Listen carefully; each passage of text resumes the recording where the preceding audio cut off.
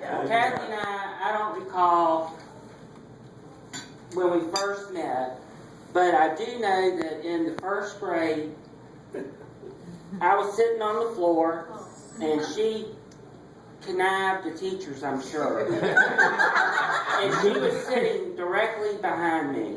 So we have a unique experience that we're in the same first grade class, right together, you know, and I think that's when she kind of, I was an innocent little kid. She took advantage of me.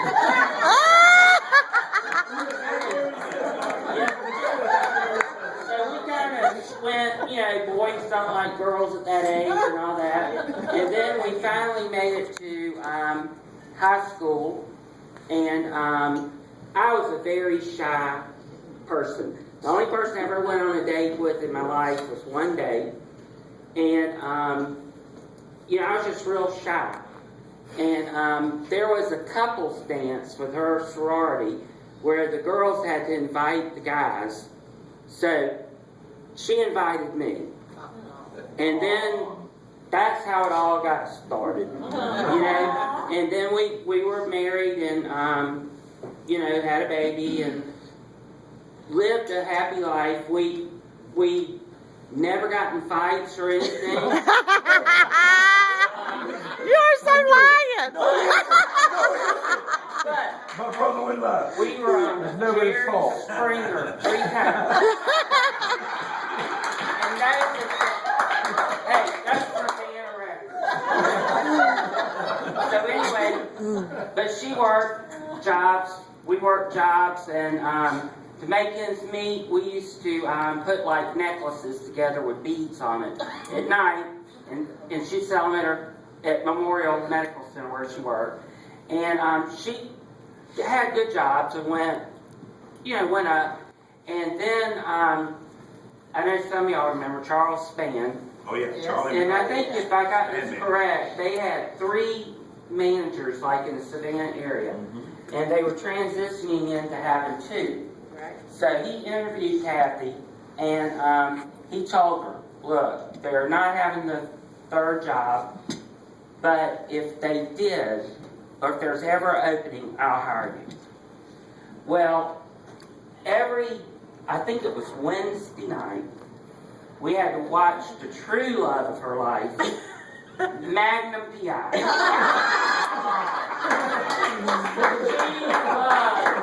She loved myself. And what made me resent it so much is, when we got married, I was taller than him and better looking. And then she beat me down to what I am.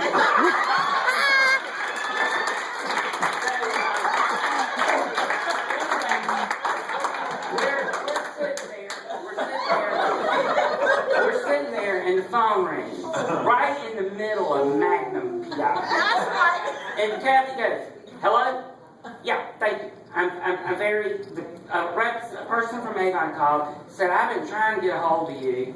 You know, we got the opening and all that. She goes, hey, well, that's great. That's great. I got a good job. I'm very happy. Thank you. Bye. She didn't get off that phone quick enough. I was just glad she said bye, you know. So, anyway, so we watched the rest of the show, and Magnum got the bad guy and all. So, then she goes, you know, I think that was a job with the company car. And I think that was this, and she starts bringing up all this stuff. Right? So then the next 3 days, she couldn't wait to get a hold of Avon. She was panicking. So she got the job with Avon, and we loved Avon. It had made a big difference to me, and she and I would, of course, discuss Avon all the time. And you know, she'd get new managers and all that, and I'd be sounding board. I learned early, and I told this to Harry tonight. I learned early not to take the division manager's side. I learned that. I go, well, Kathy, so-and-so. I'm trying to use logic, right? That didn't work at all. But she went through a lot of division managers and all. But I do know that two of her favorites were Rick and Earl. And the reason I know that is because, like, sometimes she would get her numbers that she had to meet. And she didn't even want to take y'all's jobs. She would say, and this is why I think, Earl, she might have liked you the best. Because I heard her talk about Rick going, God, I wish I was in his job. She said, I would give anything to be his boss.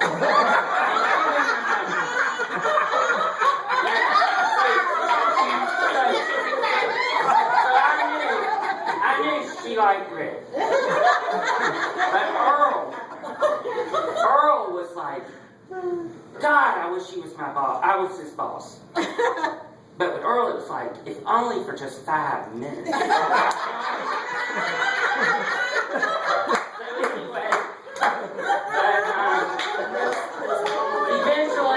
eventually, he should have been district manager. Eventually, Magnum PI went out of business. He was a failure. He went out of business. Alright? And I always told her he was only like 5'6", but he had these boots. And they never showed his whole body. They always showed his stuff. And when he stuck in that basketball, I think he's probably this high. But anyway, she went through Avon, and we were, we went through that, and then we got older, about probably 7 years ago, it was about 7 years ago, I developed cancer, and she helped me quite a bit going through that. And then back in January of this year, I got cancer again, and I wound up going through like 6 surgeries and being in the hospital like 9 weeks or something. I don't even remember a lot of it, but she was there every day. And honestly, she would be there, she would check me out, do whatever she had to do. Then her laptop would open up, and she'd be doing Avon stuff. And working, having cancer and all, when you got a bunch of IVs all over you, you have some really humiliating events happen to you. And a lot of times, I always joke, when the doctors or somebody would say something about privacy or something, I said, look, I'm the woman that's had 10 kids. I don't have any dignity any longer. Just do me out in the hall. Like, one time they had a tornado warning. They had a tornado warning, and they had to roll us out of the room into an interior thing. And this nurse, or I forget who it was doing something, and she said, oh my God, because my cover slipped off. I went, I don't care. I have no pride. But anyway, but when I had bad times, she was always there by my side.